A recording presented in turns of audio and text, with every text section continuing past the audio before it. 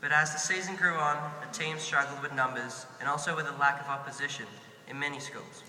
Special thanks must go to coaches Jamie Chew and Duncan Campbell for their hard work. Well done to all the boys who participated in the fourths team throughout the beginning of the season.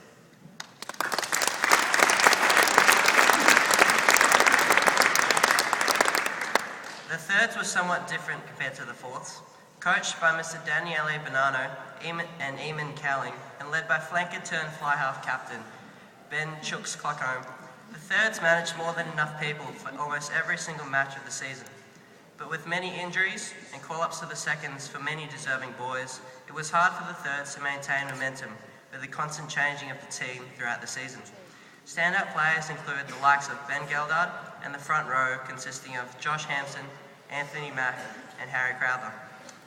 Playing many close games, the thirds ended up with 2 solid wins out of 9 for the season over the likes of Ipswich and an impressive win over State High, one of only 4 teams from BBC to do so.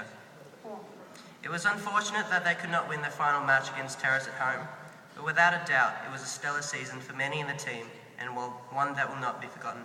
Well done to the boys.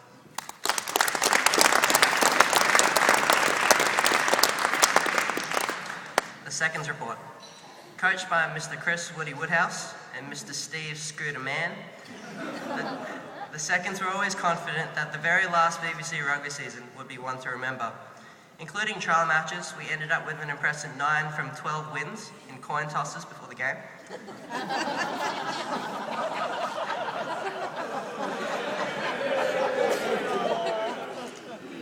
But our season consisted of 4 out of 9 wins and made up a very memorable season for us, with wins over Churchie, Downlands, Toowoomba and Terrace, and with close losses against Ipswich away and Brisbane Grammar at home due to terrible refereeing errors, of course.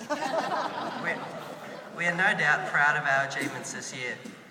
A highlight was an inspiring victory over Downlands, led by stand-in captain Joseph Bennett, Tom McWilliam and Dougal Olbeck in the backs, as the boys comfortably won while still looking good for the formal that night.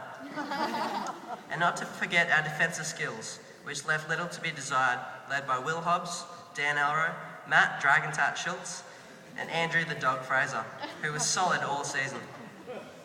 But without a doubt, the moment to be remembered was our final game, the crucial showdown, the one that mattered most to us, Gregory Terrace on Miskin. It was a match to remember, ending the seasons and our high school careers with a close and controversial 15-12 win in fashionable BBC style. Well done to all the boys who trained and played in the seconds throughout the year.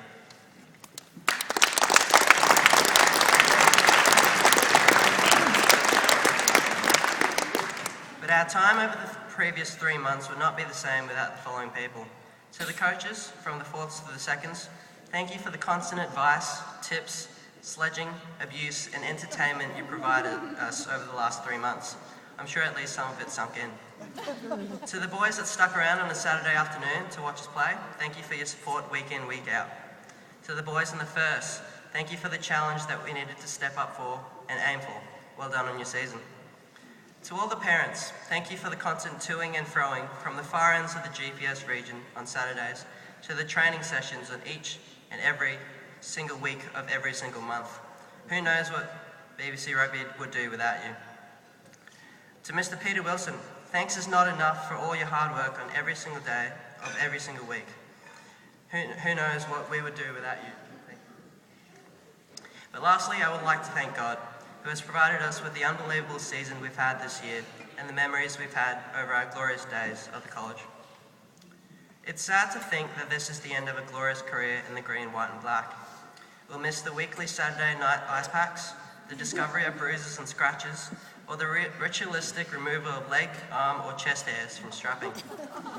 We'll miss scrounging for some money from anyone, whether it be parents or friends, just for a snow cone or some chips.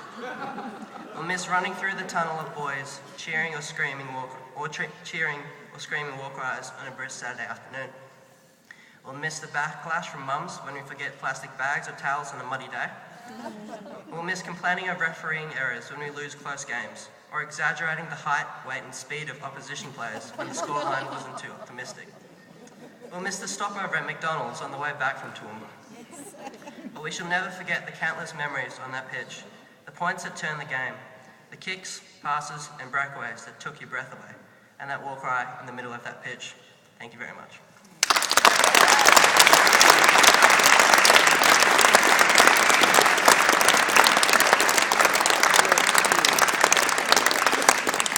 Well said, John. Well said. I'd ask